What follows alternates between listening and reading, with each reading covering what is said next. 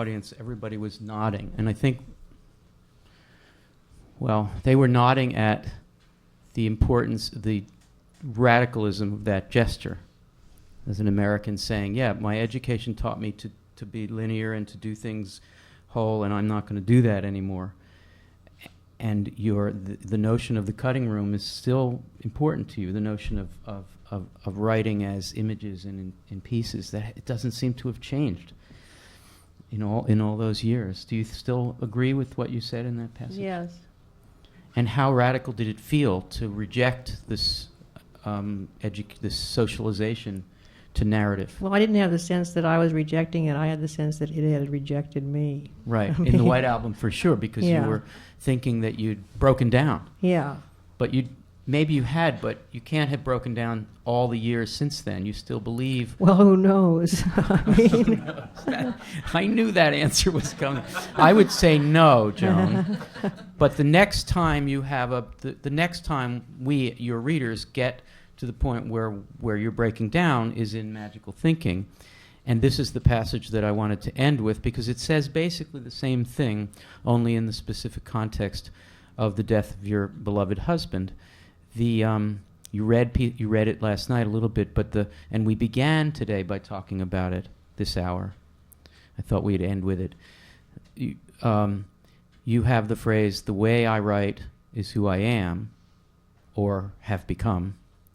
Yet, this book is a case in which I wish I had, instead of words and their rhythms, the cutting room, etc. What's so moving to me about this is that now the result of the cutting room is that the reader is being asked to pick up the pieces themselves, to pick the takes. Mm-hmm. It's a gesture to us, to you.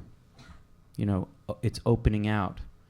And I find it so moving as a person who loves literature and also as a teacher who wants to ask his students to do the work. So will you please conclude today's session by reading, I've marked it from, this is my attempt to the end. I'm sorry, I have a cleaner copy. This is my attempt to make sense of the period that followed, weeks and then months that cut loose any fixed idea I had ever had about death, about illness, about probability and luck, about good fortune and bad, about marriage and children and memory, about grief, about the ways in which people do and do not deal with the fact that life ends, about the shallowness of sanity, about life itself. I have been a writer my entire life, as a writer even as a child, long before what I wrote began to be published. I developed a sense that meaning itself was resident in the rhythms of words and sentences and paragraphs, a technique for withholding whatever it was I thought or believed behind an increasingly impenetrable polish. The way I write is who I am or have become.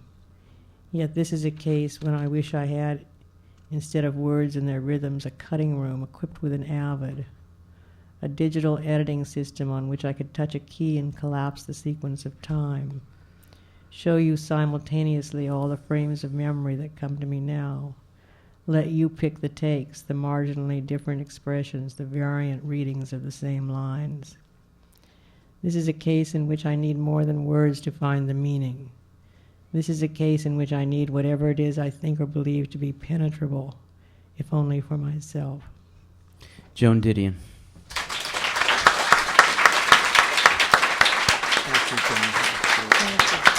Thank you. Joan Didion.